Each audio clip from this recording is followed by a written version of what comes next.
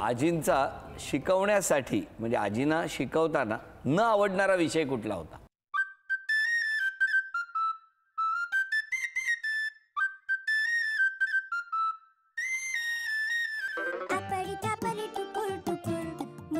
दाखवा तिकडे कॅमेऱ्याला दोघांनी.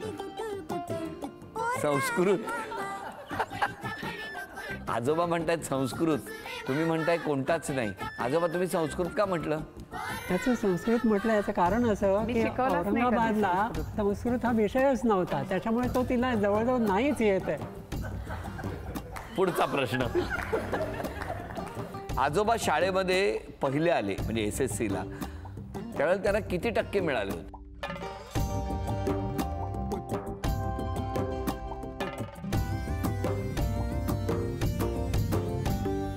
दाखवा समोर. आजी दाखवा.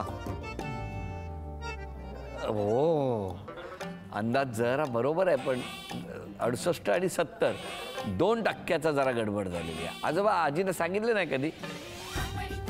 नेमकं असं नव्हतं सांगितलं. 70च्या जवळ होतो मी म्हणून. 49 वर्षापूर्वी जर हा कार्यक्रम केला असता तर बरं झालं असतं असं मला वाटायला लागलं. तिसरा प्रश्न. लग्नानंतर आजोबांनी आजीला दिलेली पहिली भेटवस्तू कुठली?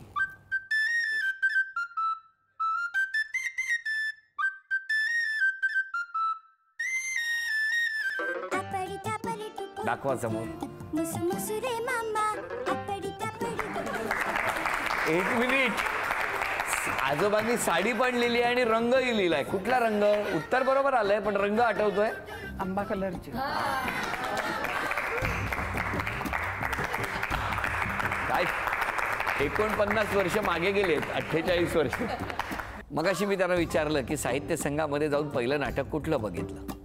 ते नाटक बघायला तुम्ही दोघेच गेले होते, बरोबर? मध्यंतरात आजोबांनी आजीला काय दिलं होतं? नाटकाच्या मध्यंतरात आजोबांनी आजीला काय दिलं होतं?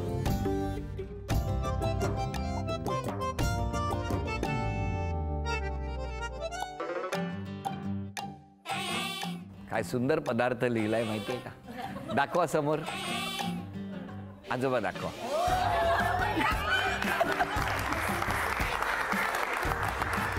जर कुणी साहित्य संघात गेलात तर हा पदार्थ कॅन्टीन मध्ये मिळतो का बघा. काही नाही, काही नाही दिलं होतं. काही नाही म्हणजे बाहेरचं खायची सवयच नव्हती. नशीब डबा नाही करून घेऊन गेले होते. पाचवा प्रश्न. दोघांनी बघितलेला पहिला चित्रपट कुठला?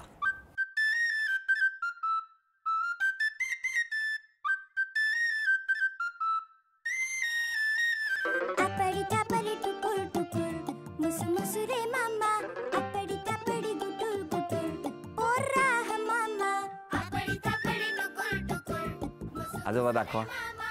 माय फेअर लेडी. अरे वा वा. 3 प्रश्नांची उत्तरं अगदी अचूक आली.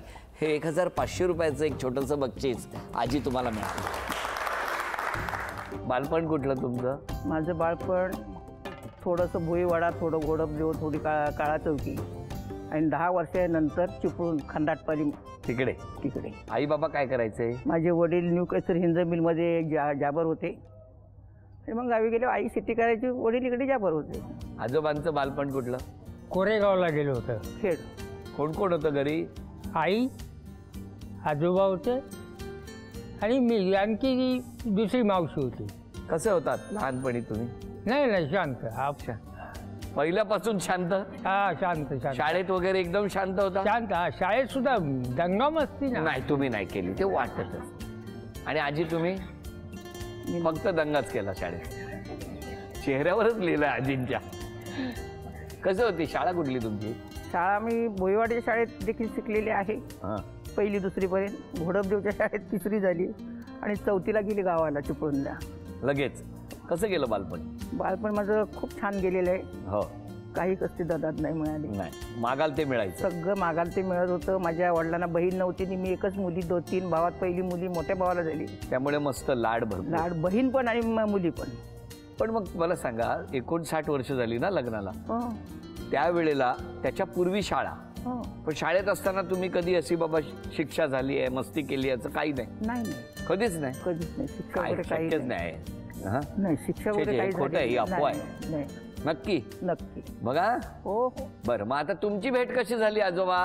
भेट लग्न म्हणजे आमचे वडील होते ना, त्यांनी ते सर्व जमवलेलं आहे. का मग आपण काय बघितलेलं नाही. नंतर दाखवली, लास्टला दाखवली तेवढी ही बाबा. 59 वर्षानंतर आता वाटतंय का तेव्हा बघितलं असतं तर बरं झालं असतं? तो काळ निराळा होता. हा हा. आजचा काळ निराळा आहे. काय काय वेगळं आहे आताच्या काळात? काय वेगळं आहे? आता तर सर्व ते तुम्ही बघतात, तुम्ही पण बघतात. मी काय बघत नाही, तुम्ही सांगा. काय तुमचा वेगळा चष्मा आहे ना, म्हणून काय तुमच्या चष्म्यातून सांगा आताच्या काळात काय आणि तेव्हाच्या काळात काय होतं. पूर्वीच्या काळात शांतता ही नम्र होती. बरोबर. आणखी आताच्या काळात धामधूम सर्व. अच्छा, त्यावेळेला शांतता होती, आता धामधूम झालं. हा म्हणजे आताच्या मुलांमध्ये धामधूमपणा आलाय. हा म्हणजे त्यावेळच्या मुलांमध्ये शांतपणा होता. हा, आमच्या वेळी शांत होतं. बरं. असं काय नव्हतं. कोणी आणलं स्थळ, कसं काय जमलं? माझ्या एका काकाने स्थळ आणलं. माझे काका यांच्या गावात राहायचे दापोलीला, हा. तिकडे पाहुणे म्हणून. तर त्यांनी हे स्थळ आणलं. तसं मी मोठी पण नव्हते, 14 वर्षाची होते. बर. तेव्हा बघण्याचा कार्यक्रम झाला. हो हो. कुठे? काळा चौकीला. हो, आठवतोय का कार्यक्रम? बघण्याचा दिवस आठवतोय तुम्हाला? तो दिवस आता आठवत नाही. विसरून टाकला वाटतं तो दिवस. बरं झालं विसरलात, हो ना? कुठे ते दिवस आठवून ठेवू म्हणतात. काय झालं तेव्हा? काय बोलला होता आजी बरोबर? काही नाही. फक्त बघणं हा. बस आणि झालं. अच्छा, मग काही बोलले नाही तुम्ही तेव्हा? एक प्रश्न पण विचारला नाही तेव्हा? नाही. काय हो, कसं काय तो दिवस कुठला बघायला गेले होते? तो होळीच्या आधीचाच महिना होता, माघ महिना. चांगला दिवस निवडला होता तुम्ही. हा. आणि बघायला गेले, पण तेव्हा काय असं काय प्रश्न उत्तर नव्हतीच.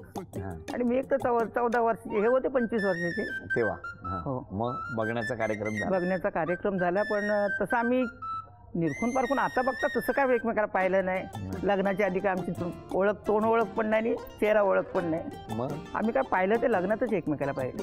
हो. लग्नाचे लग्न कुठे झालं? तारदेवला, चिखलवाडीत, नव्या चिखलवाडीत. नव्या चिखलवाडी. तेव्हा हॉल वगैरे नसायचे, मंडप घालायचे लोक. हा, मग तेव्हा मंडप घातला होता. मंडप चाळीच्या मध्ये. आणि मग लग्नानंतर राहायला कुठे गेले तुम्ही? तिथेच आम्ही होतो. आमची रूमच तिथं होतं, अच्छा. चिखलवाडीत. आम्ही नव्या चिखलवाडीतली लोक. बर बर बर. मग हे तिथे राहायला गेले होते? हो, तिथेच. त्यांची पहिल्यापासून वडिलांची रूम तिथेच होती. मग तुम्ही तिथेच राहिला? हो, 25 वर्ष लग्न होऊन तिथे राहिले. पण तेव्हा नोकरी कुठे करत होते तुम्ही? एक ऑफिस होतं,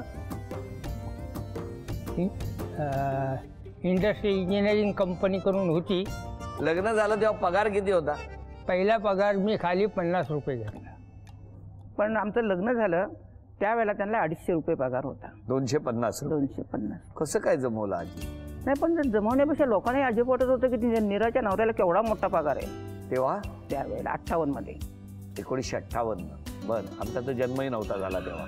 तेव्हा तुम्ही लग्न करून मोकळे झाले होते, हो ना? बरं, मग कसं काय जमवलं? आता जमवता पाहिजेच ना. शेवटी गृहिणी आहे, तिला ते जमवून घ्यायलाच पाहिजे. सासूबाई होत्या, सासरे होते, कुटुंब मोठं होतं. 17 माणसाचं कुटुंब होतं तिकडं. आजोबा 59 वर्ष लग्नाला झाली, बरोबर की नाही? या सगळ्या 59 वर्षाचं आनंदाचं श्रेय कुणाला द्याल तुम्ही? आनंदाचं श्रेय हिला द्यायला. हो. कायम तुमच्या सोबत. कधी ओरडल्या, रागावल्या नाहीत ना कधी? नाही नाही नाही. हा. रागावून बिवडून काय नाही ना? तुम्ही नाही, आजी ह्या कधी रागावतात? ह्या हा. शेवटी कुटुंबामध्ये काही ना काय थोडंफार होतं. नाही नाही, तुमच्या एका ह्या एवढ्यातच बरंच काय दडलेलं होतं. आत्ता जर चिठ्ठी लिहायची असेल आजींना तर काय लिहाल?